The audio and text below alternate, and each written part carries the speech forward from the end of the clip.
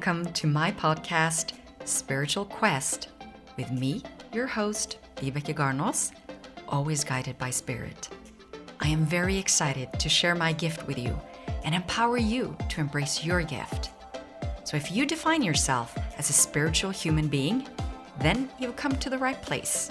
So prepare yourself now for an amazing journey where your soul will lead the way. I'm super excited for today's episode. It actually feels kind of like a reunion to me.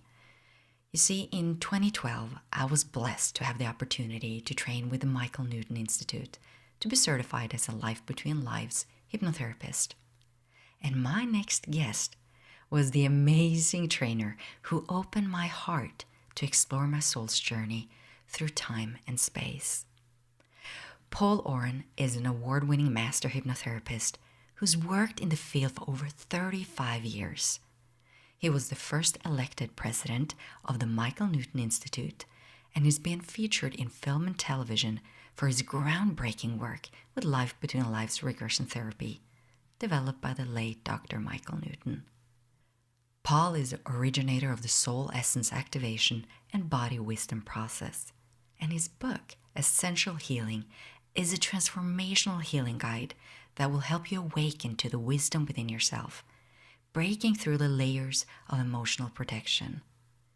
The book helps you to heal the emotional scars of the past and develop profound spiritual awareness with innovative hypnotherapy and regression-based practices, which I love. It's an honor and privilege to welcome my friend, Paul Aurand.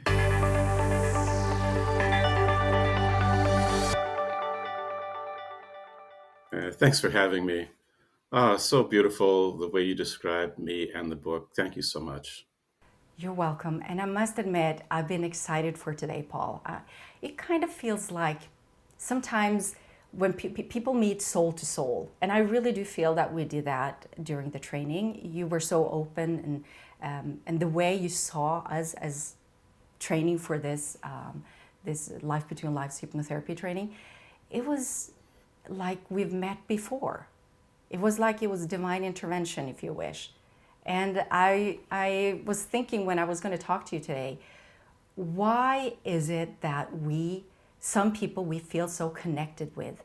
And I thought, well, who's best to ask this question then? Ask Paul. So would you share your perspective on this, Paul? Why do you think it is that some people we're so connected to? I think that souls come to Earth with great intention, great purpose, and then when we join with our human body and brain, we get amnesia, and we forget or find it difficult to remember why we really came, what we're doing here, what our purpose is. And what I've seen with these workshops and these trainings is that they're a ground, a place that souls are often guided to, even if the mind says, well, it doesn't make much sense to fly to the UK or to fly to New Mexico or go on Zoom for a week, which is what we're doing now. But we feel drawn in some way, even if it's not completely logical. And I believe as you spend time in the energy of each other in a more contemplative and spiritual growth energy or intention, that there are things that wake up inside of us that not only recognize that we have a common intention or theme for being here, but chances are that in a group of 20 or 30 or even 15 people, that there are some souls there that you have this very deep spiritual connection with, and that begins to wake up. We start to recognize it, not just sharing what we've come to do, but that we have some deeper connection as well. And we begin to, when you're in a safe atmosphere, you can honor that. And I mean, I hear from people all the time, boy, the average person in my life I couldn't even talk to about these things. And here I am with a group of 20 or 30 people that share the same kind of beliefs and the same kind of interests and the desire to grow and the desire to help other people with this as well. I agree with you. And you know what? I meant it when I said you were a big influence for me to open my heart, to allow my spirit to come forward and to trust in that guidance. And I know that you have an amazing story, and I would love for you to share that with the listener. It's pretty remarkable, if you ask me. And maybe, I don't know, you'll explain it, but did this story that you're about to tell, I must ask you, did it change your perspective on life?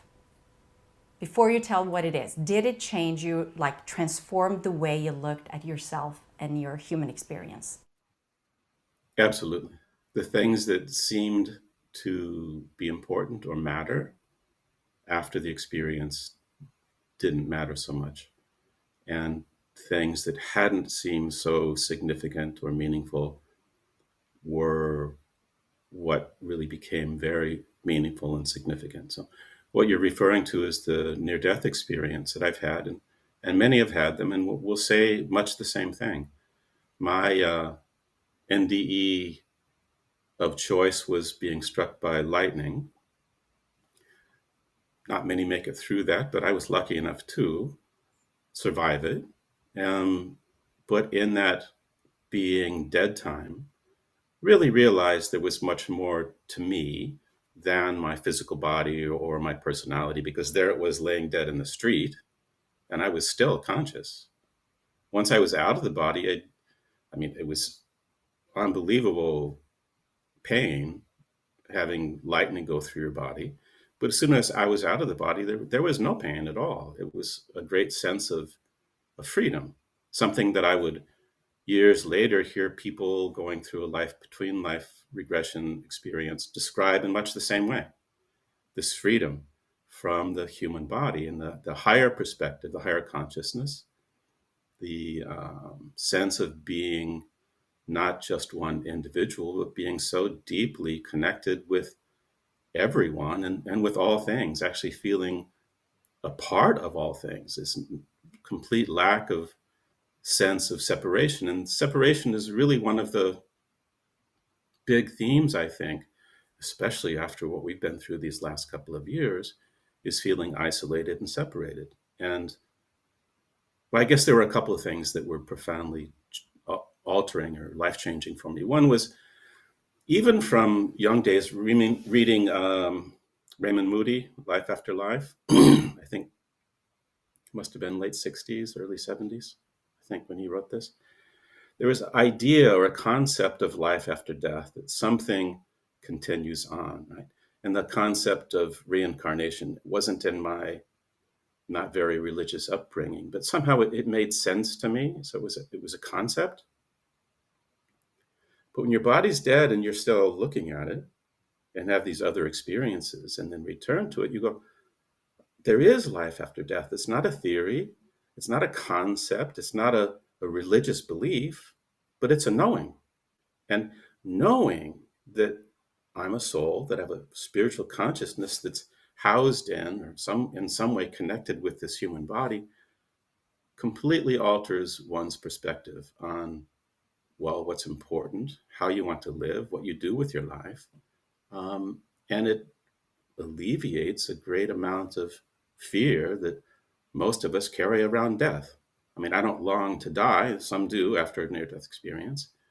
I don't look forward to the dying part. I think we all know that can be painful and not necessarily well planned. But the being dead part, the being out of the body, being the soul that I am in all the light and beauty and glory that this spiritual being is an unbelievably enjoyable, expansive experience. And so knowing that I'm both, that I'm this human body that has a consciousness and awareness, a personality and ego, and that I'm a spiritual being, a soul that's come into this body to, well, primarily two things: to learn, right? Earth is a big and sometimes tough school, but I have this body to help me learn. And I've come here to accomplish something, to make some contribution. And so in being free from the limitations of the mental mind and the body, and returning home, returning to spirit, it was much easier for me then to remember why the heck I did this in the first place. Why was I living on earth? What did I come for? And gave me some guideposts, some clues, really, of how to live. Right? I got some very clear reminders, some very clear guidance from guides.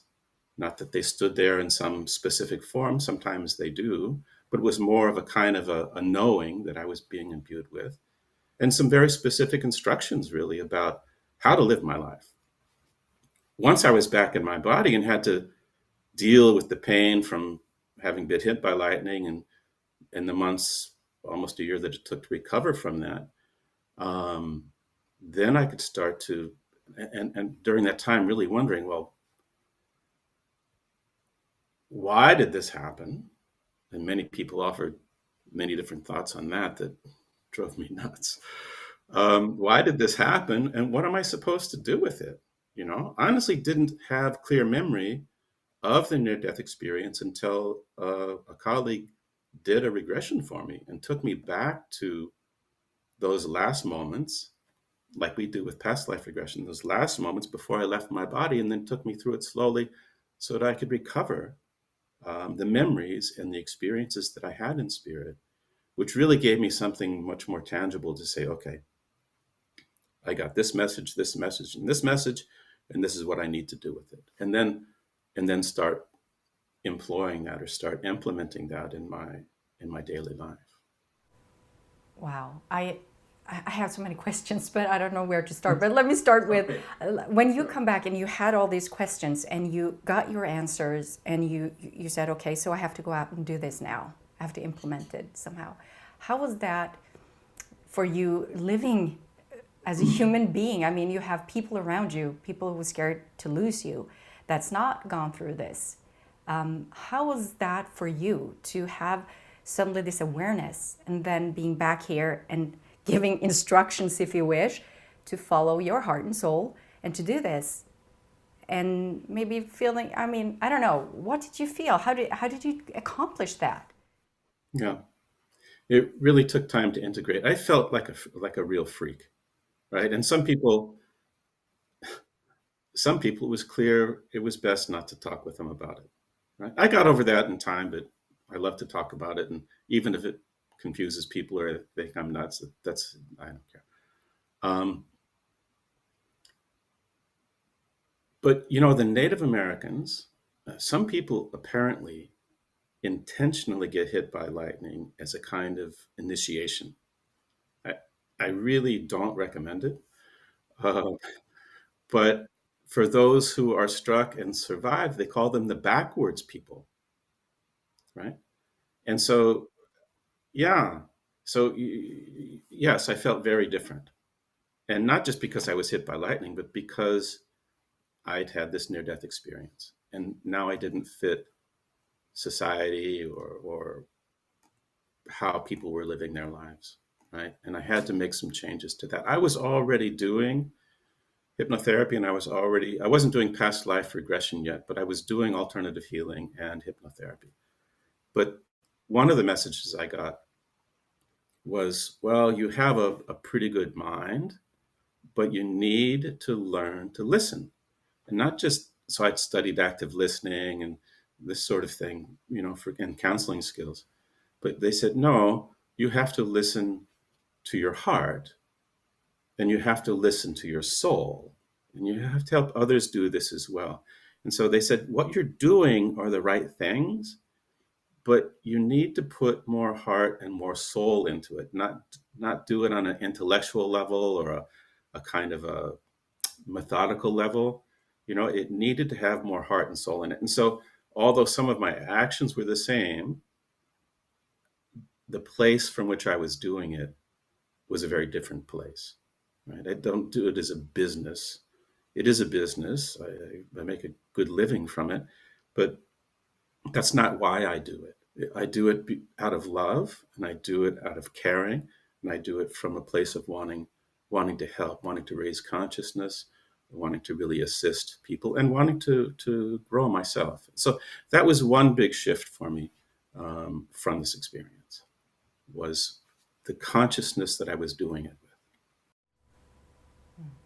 So when after this, I guess you used a couple of years to fulfill some of those questions, or to answer some of those questions. But when you discovered the soul, if you wish, discovered, your true essence. You speak about how, I guess it's in your book as well, Essential Healing, that helps you to become authentic self, right? So what I'm hearing, please correct me if I'm wrong, that you've started to peel your layers and to find your true nature, or your authentic self.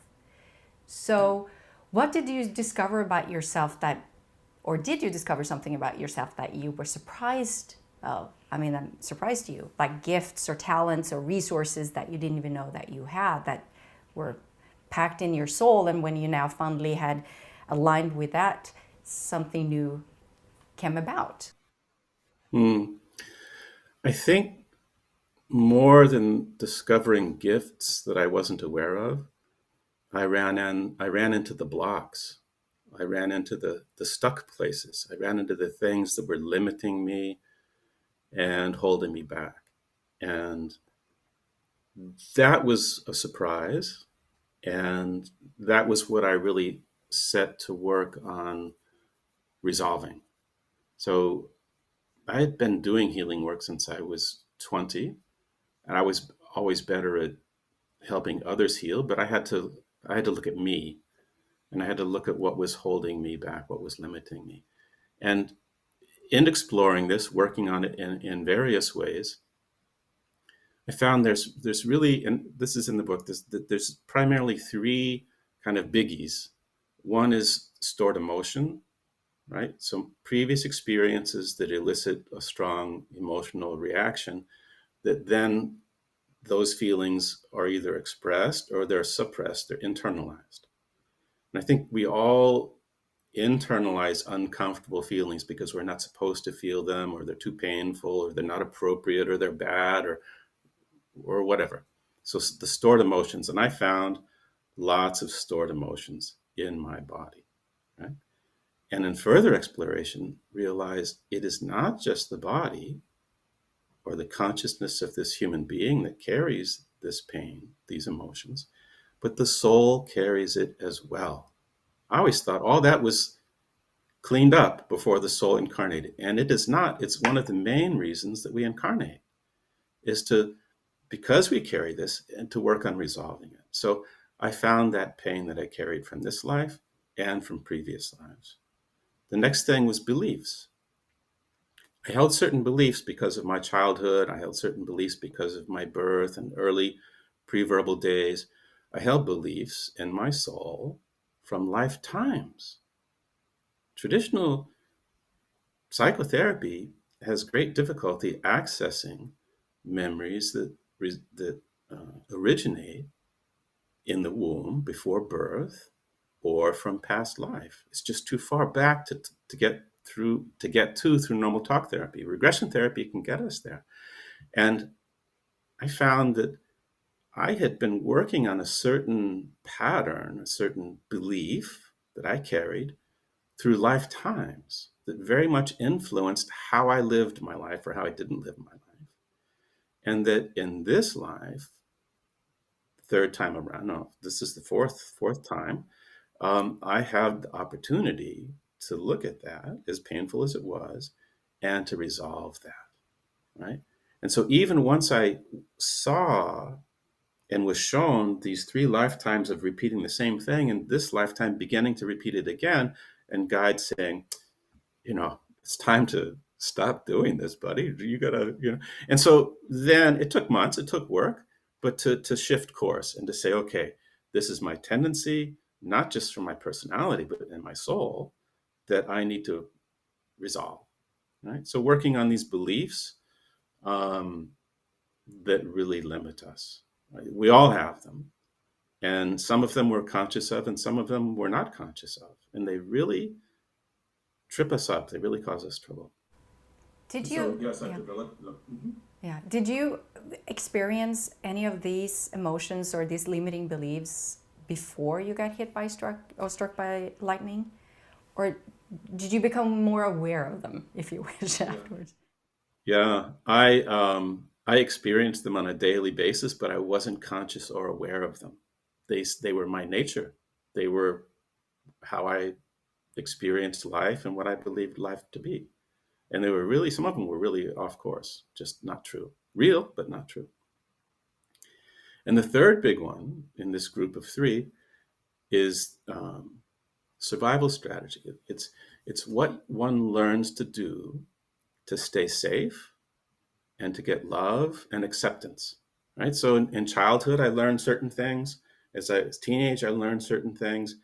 But this survival strategy came from way back also, right? And it really drives us. It really drives us on a very unconscious level. So the process of essential healing that you're asking about is one of not looking outside of ourselves. Ultimately, yes, but to look inside of ourselves. And so for lack of a better term, talk about these as layers, like crusty layers. So I form a belief that becomes another layer, another belief, another pain, another hurt, another taunt, another put down.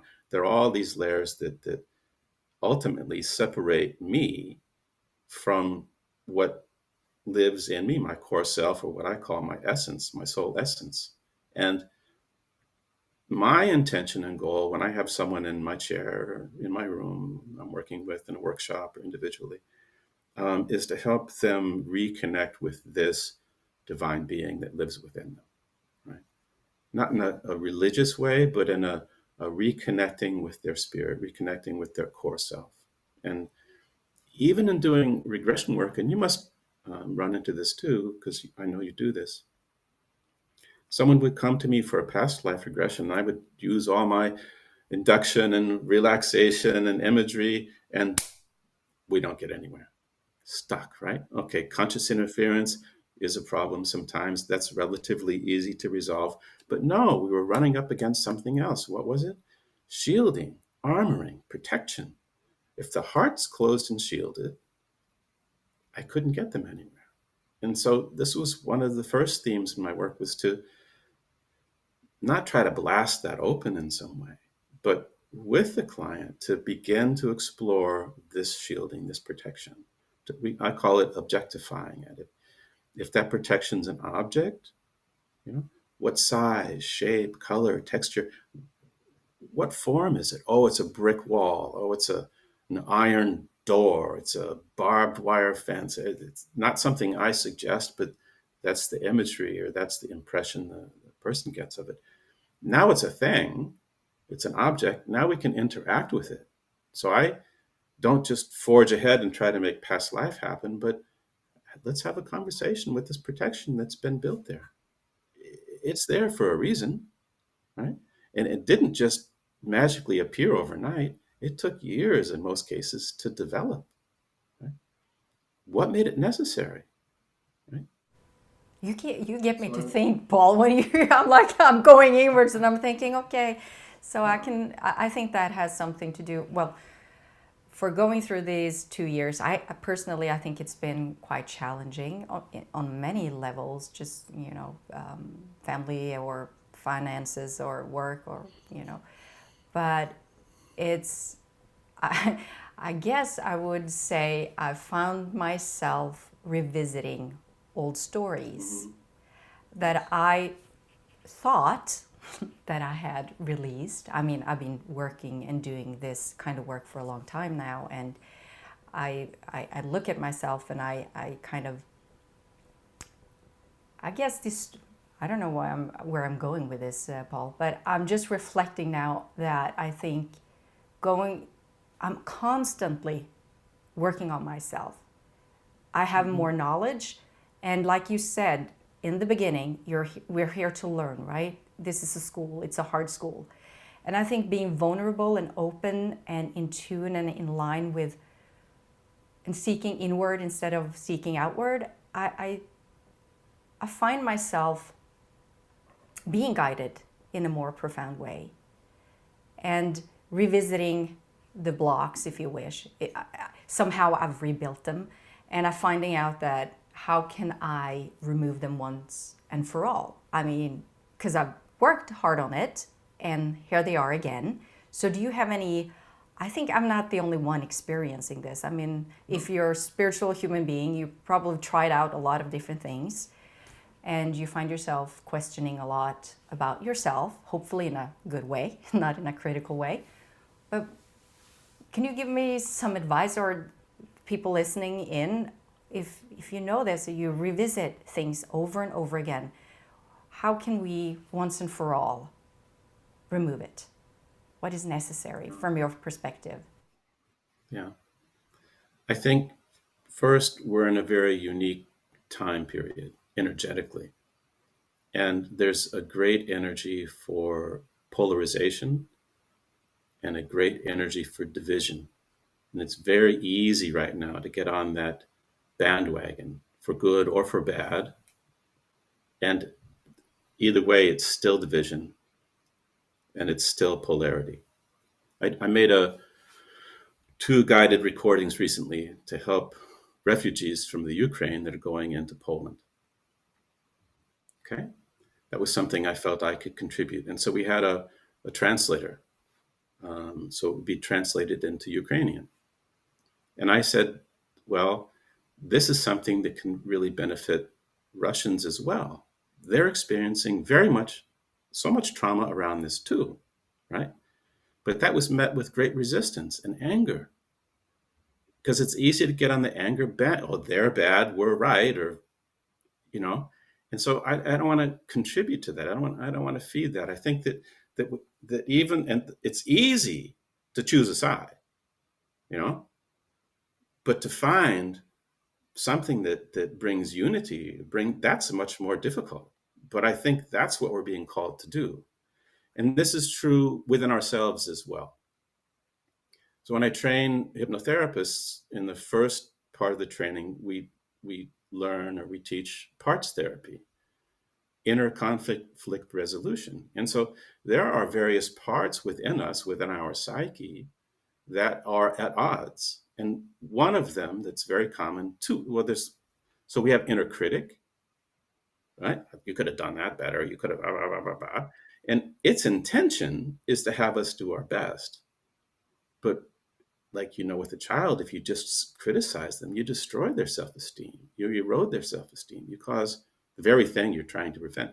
And the inner critic does this as well. And so I'll have someone do a dialogue with the inner critic, so it understands that by continually criticizing, it's actually causing the problem it's there to prevent, and have the inner critic become more of a inner advocate. Imagine if that part that says, oh, you could have done that better, said, oh, you did that well, then that feeds improvement as well. So resolving these inner critics, or this inner conflict, is so important. The other one that's a biggie is the protector, that part that keeps us safe.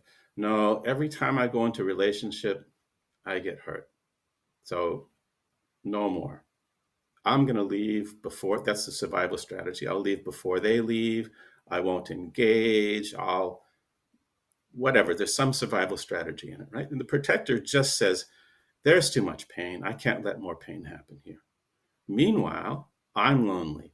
I feel alone. I want partnership. And the protector is sabotaging and saying, no, no, no.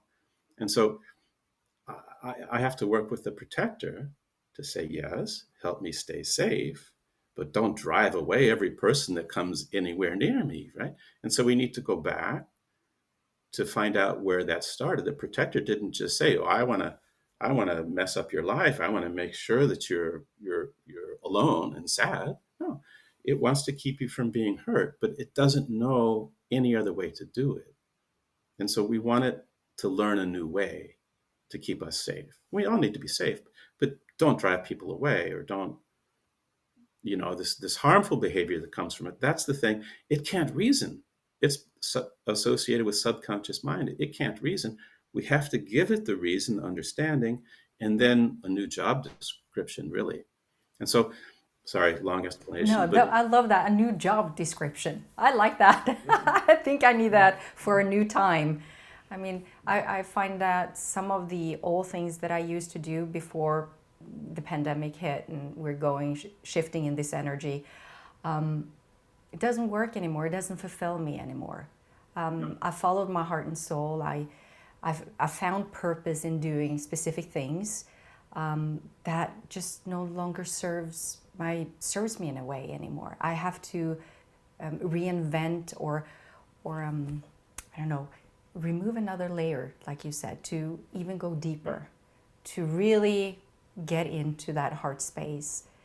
And it's being vulnerable. I can feel myself getting a little emotional because it's so important for this, like you said, the perfect example for Ukrainian and Russia. We know that love unifies. We know that we are love. We know when we connect that that energy is easy to choose. If you're around those people who's sharing love, it's easy to choose love. But somehow, what if we could embrace that self-love and really, through fulfillment of life, I think that we would really shift in the way, or the shift humanity in a profound way as well. So I heard you speak in the beginning as well. I was listening. I was really tuning in, and I heard how you formulated your words. You picked your words from a state where you're coming from, or you're speaking from a soul state, as I like to look at it, where you're looking at, well, I chose this way to experience, my transformation. How do you, as you're in this work that you're doing, wonderful work, you're helping people to reconnect. How do you keep fulfillment in your life, Paul? How do you keep yourself high vibrational when everything is going around? What is your practice, if you wish?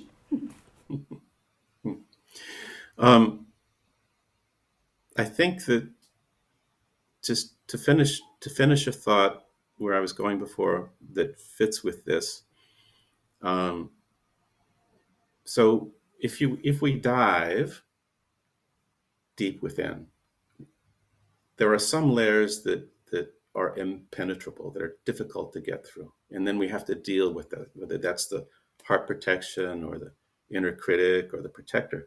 But the idea is to not spend years and years ruminating over each of these layers, but to attempt to dive through them. Almost, I use the metaphor of an arrow piercing through the layers to the core self. So the idea is to, as directly as possible, granted, there are sometimes these layers that are more crusty, that take some work to get to, but to go through them to the core self, to soul essence, right? When we reconnect with our soul essence, with who we really are, and begin to do two things. One is to invite it forward so it can begin to emerge from the core of our being. It will quite naturally break through those layers.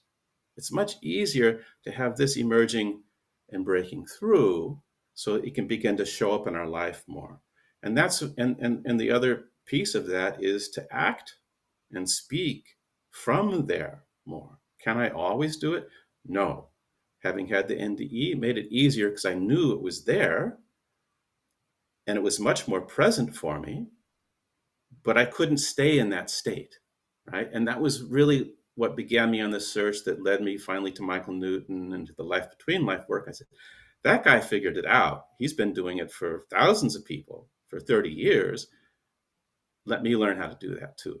So I did it through trauma, right? Through the lightning experience. But he found a non-traumatic way to do it that's very powerful. And so I think that's the real key or theme, is to keep making that effort to reconnect internally with something that's much greater than intellect and even greater than heart. Everyone says, follow your heart. Yeah, let's follow. But guess what? Heart has misled me sometimes. Heart can have a lot of different feelings, but there's something full of wisdom beyond intellect that the heart can give you access to. And that's what you called it soul state. core self, soul essence, and let that lead your life. Let that speak when you speak. Let that take action in your life. And yeah, on a human level, what do I do? For me to be able to go swim in the ocean, for me to be able to be in nature is one of the best ways, and of course, meditating. You know? Those are the daily practices I have that help me stay more connected with something other than media or other people or even my own mind, because there's something greater within me. And I think that that's an important thing for us all to know. There's something greater within me than my intellect. And then whatever way works for you to access it.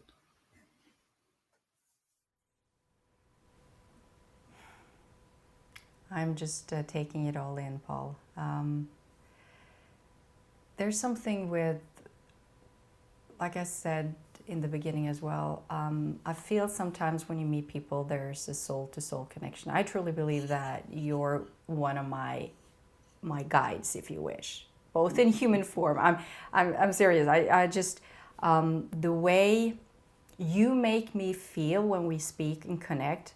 I've only met you that one time, Paul. We did spend some very quality time together, all of us. I mean, we're working on soul. We're soul work, and it's sacred. So you open up, but how I can just feel from our conversation that my dream, if you wish, was that I could have this conversation on this level with everyone that I meet. And I must admit, I can do it with some people. Some people, I can feel the wall go up. I'm protective. I'm uncertain. Do you have any advice? I'm sure I'm not the only one who can feel this. I mean, I would love to go around having that love that I can feel for you at this moment and for you sharing. I would love to have that for everyone that I meet. Do you have any advice on how we can tap into that?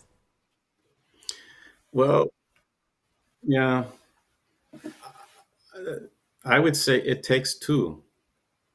And even with soulmates, even with souls that have very, very deep, profound connections, I've seen it where one's ready and one is not, you know? And there are unbelievable feelings that both experience when there's this deep soul connection. But it doesn't mean they're meant to be together, and it doesn't mean that they're both at the same stage of their development or that they're even ready for each other. I've seen in doing the LBL work that sometimes these very deeply connected souls come into one's life as a catalyst. I mean, that's the title of the chapter in the Memories of the Afterlife, Catalyst for Change. They kick your ass sometimes. You know, they really, They do. I know and it isn't firsthand. all this lovey-dovey whatever. It really is something that is a catalyst that makes you look at this and grow from it. Yeah, so you must have some personal experience with that. Yes, I do. I think many of us have experiences where we question the people we've chosen to have in our lives. I know for certain, and I think growing up and having the other side so close to me, I mean, I've had my spirit guide Zarius with me since my mother's womb. I didn't know that before. I wasn't conscious of that until I did the Life Between Life hypnotherapy training, where I was brought back in utero, and I got to experience that he actually came in, and I had a connection with him in my mother's womb. It was kind of weird, I must admit. I didn't expect that.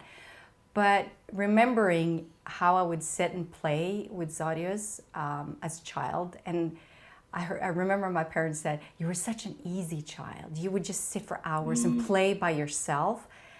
And yeah, I would just laugh and giggle and have fun. And I remember missing that world. And I can recall one specific moment that everything shifted for me. And it was actually not before high school or middle school, I guess it's what it's called. And the teacher asked all the students if they knew what they were going to do after high school. And I had a vision of what I was going to do. I'd seen my life unfold until the age of 30. I never questioned it, Paul. Never questioned it. It was something, just a knowingness. And I did share it with my mother because it was my natural way of being. And I had Zadius. And when I was the only one who raised my hand and said, okay, well, I'm going to do this. I'm going to travel to the States. I'm going to do this and that. People looked at me. I remember this boy in the class turned around and said, what makes you think you're going to be able to do that? And I was like, and I looked at my best friend at the time and asked, don't you see snippets of your life? Like a movie, like just, and she just looked at me weird and she goes, nope. And that's when I said, well, I want to be like everyone else. And everything shut down. And I started to close the window to my soul, if you wish. And I remember I was 25, I was sitting by the kitchen table, and my mother, like I said, I've seen my life, and suddenly I told her that, I was 25 then, and I said, Mom, I wonder if I'm going to die. And she goes, what? I said, well, you know I've seen stuff, and at the age of 30, everything is black. I cannot see anything. It was, and when you know that you've seen something your whole life and it's unfolded, it happened. I saw that I would have 2 girls get married to a man. My dreams, everything happened at the age of 30. I questioned it, of course, when I was 29 and still haven't met him, and everything was supposed to happen at the age of 30, but it did. And after my second child, everything was dark, and I went down in a depression, darkness. What can you, from your perspective, I'm asking you now, knowing and guided so many people, what is your take on that from a soul state perspective? On depression? No, or on seeing and then suddenly not seeing. What do you think can cause? Is it divine intervention? Is it your choosing, or is it? Yeah, I don't think it's. I don't know if there's one thing specifically. What I have experienced, what I've seen in my practice, is that the soul. Sorry, I lost my train of thought. That so the soul sees what's coming, yeah, and then loses it.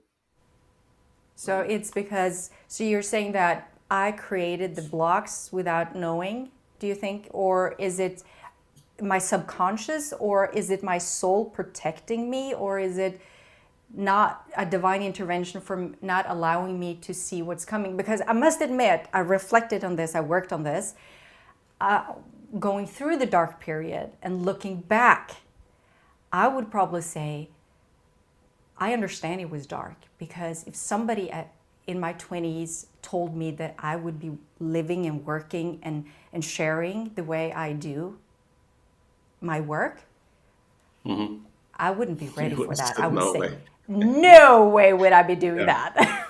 And here I am, just sharing and, laying it all out there. So we see it in the LBL sessions. Sometimes the guides say, not ready to know this yet, and won't reveal it. So it sounds like that was so in your case.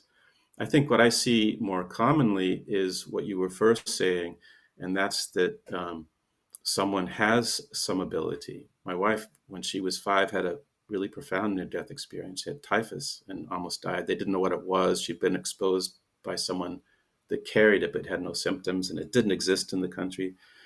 So she was really sick by the time they diagnosed it and could treat it, and left. And as a result of that near-death experience, she could see the other side. She could see spirits, and she thought everyone else could too. And she made the mistake of talking about it at school and at home. Came from that medical family where that kind of thing wasn't discussed. And at school, the kids thought she was really weird and or worse. And she was bullied, beaten up, ostracized. No one could relate to her. And she felt so alone as a result of that.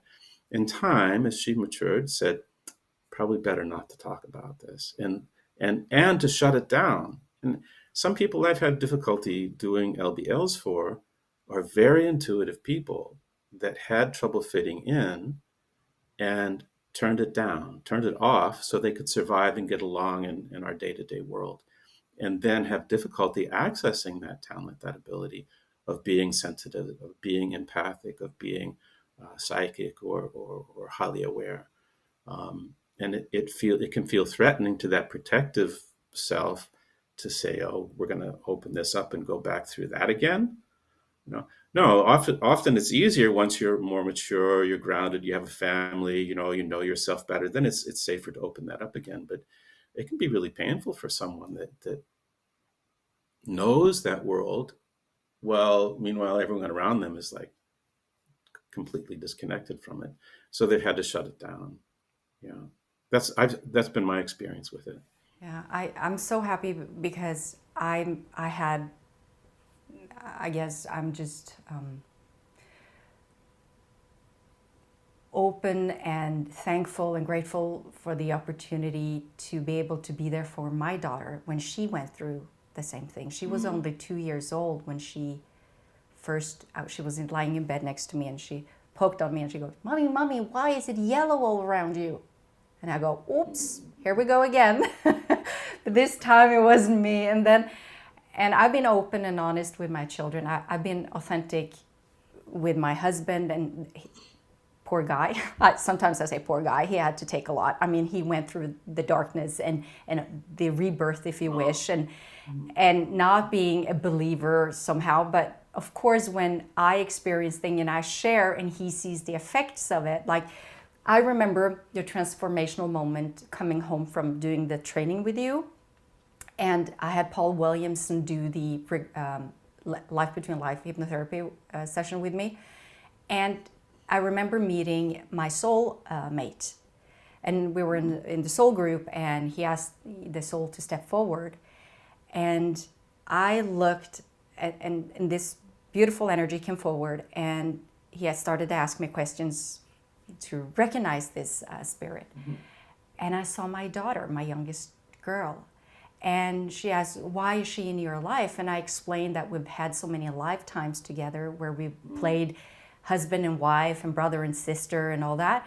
And now we decided to be mother and daughter because I needed to learn more about unconditional love, to loving myself. I thought that was amazing. And of course I was like, wow, you know how it is. It's very vulnerable, and being a mother. And I was so excited to tell my husband, of course.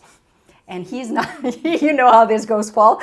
And then I told him in the car, and he didn't say anything. He picked me up at the airport. And I came home, and I remember it was Saturday, and we sat there and we were going to watch Dancing with the Stars. And she came, she was only 5 years old, and she sat next to me in my arms. And I looked at her and I said, oh, you're my little angel. And she looked me dead in the eyes, and she goes, you know, Mommy, I'm here to teach you about love. I'm serious. My husband fell off the couch. That actually, and I thought, wow, I'm sure I must have, I don't know, I want your perspective of this. Do you think we've decided, like we pre-planned this, and somehow that she would give me that confirmation on our soul, or that or the souls live on, or that living from the soul state and remembering these things? What do you think when these things happen? I don't know if that was pre-planned that she would remind you, but certainly the coming together of it, absolutely. One of my themes is signs. So my mother passed recently, right? And I have a buddy in Santa Barbara in California that just published a book at Heaven's Door, and he's really talking about signs from those who pass, signs from the other side. And I think they're very busy assisting us and signaling to us.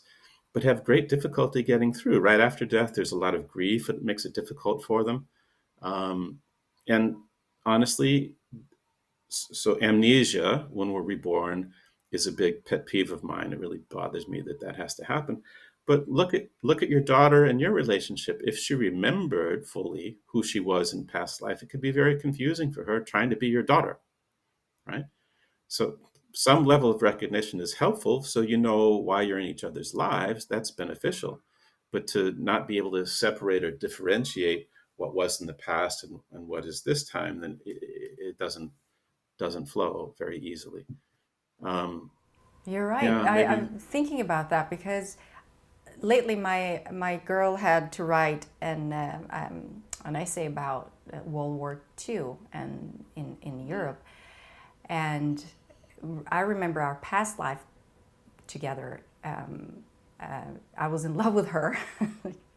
Sounds weird, but I was in love with her, and she actually died in one of the concentration camps, and I was a German soldier. And going through that, and she subconsciously knew this. So she knew to come to me to say, Mommy, I'm having difficulties writing about Anne Frank, to separate her emotions from me. It was really, really challenging for her to write that story. And when she presented it from her teacher, they were like, wow, this is just amazing. How did you manage to do this? But she 'Cause I was activated. there. It was, yes. And it just, I think it's when I'm open, I've been assisting people or parents as well with younger children, just to how to meet the child in these experiences. I think in this time, it's more profound that we do that we learn how to be more open and to share and to listen. And maybe, like your guide said, learn more to listen with your heart. And maybe that's the lesson for many of us being here on this earth at this time in history, to learn actually to listen more. Yeah. There's a research institute at the University of Virginia, Department of Perceptual Studies, Bruce Grayson and Jim Tucker. It was started originally by Ian Stevenson, and they have gathered thousands. They're looking both at near-death experiences and at past life memories. And so they have thousands and thousands of recorded cases of children with vivid past life memories, and have been able to research these memories and prove many of them to be true.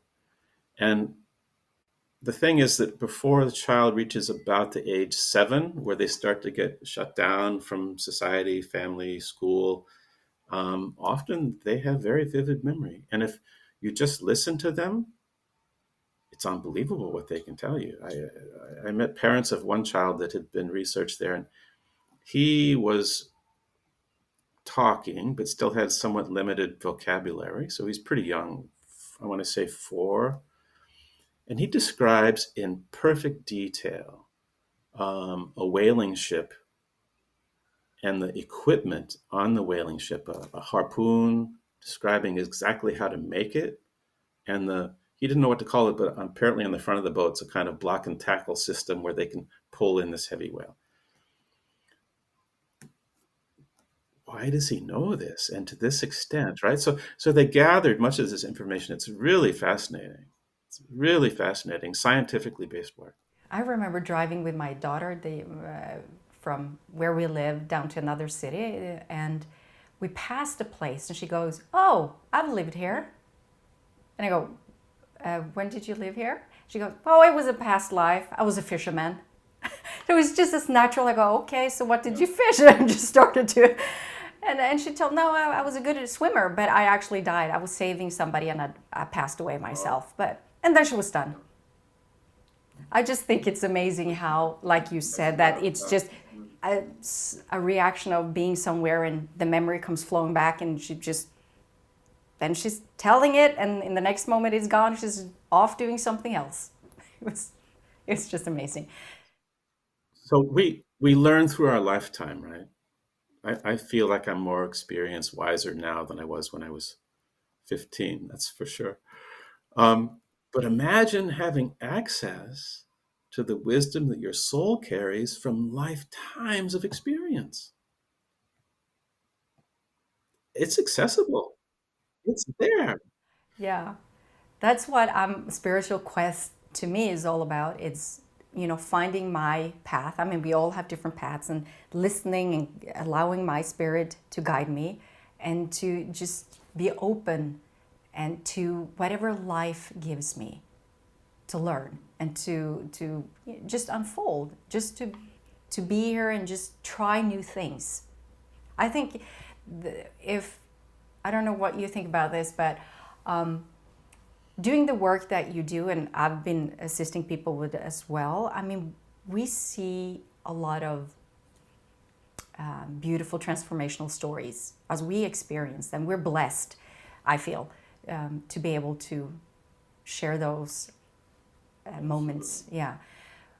What would you say to people who's not experienced any of this, that looks at this and thinks, this is just too much? Where do we need to go? What would we say to people like that? Mm, mm. I'd say do your best to let go of preconceptions and try it. I don't try to even explain it so much. I certainly don't try to convince people, but be open enough to try it. If someone's not, there isn't much I can do, right? But try it. And I think this is where Michael Newton was really brilliant in his development of his methodology. People write to me, I want to do life between life. I want to do past life. Michael Newton started with today. He started with childhood, right? And so it's a process. And it's brilliant, I think. First, learn to get out of your mind. If you can't get out of your mind, you're not going anywhere. You're right. Then, I love that. It's true. then learn to open your heart. Deal with some of those feelings, right? Then work with childhood. There's stuff in childhood. People that come for past life regression don't necessarily need past life regression. There's stuff in this life that we all need to look at, right? So if you can get past that, womb in utero. I practiced past life regression for many years, direct back to past life, a more of a Brian Weiss method. Never visiting in utero until I learned with Michael in 2001. There is so much there. This is the first glimpses into soul consciousness. This is the first easier place to remember why you came and how you feel about coming, why this body, this family. You can start to explore these more spiritual aspects of your being. And if you can remember there why you came, wow, it's a very different life then. I know that I'm here to learn compassion, love, self-love, whatever it might be. And then to go from there to past life and then into spirit. I think it's a very natural progression. Now, we know some will go straight into spirit. Fine. If they do, don't say no, you have to come back, pull them back. No. But I think that if it's too much of a stretch to say, can there really be a spirit world? Am I really a soul? Then start here. Start with those beliefs, those emotions, those survival strategies that are really limiting you. Start resolving that. Get your heart more open. You'll be a more whole human being. And there's a better chance you'll start connecting with that great, wise universe that's within. Thank you so much, Paul. This has been an amazing conversation, and I feel blessed to be able to share this time with you. Thank you. Thank you, Paul, for sharing your heart and soul. If you find yourself struggling with opening your heart, speaking your truth, and embracing your authentic self, then I recommend you get Paul's book, Essential Healing. I'll share the link to the book in the episode summary. And don't forget to join the conversation by signing up for the Spiritual Quest podcast Newsflash, where you'll have the opportunity to submit questions from my guests and join live events to receive guidance from Spirit.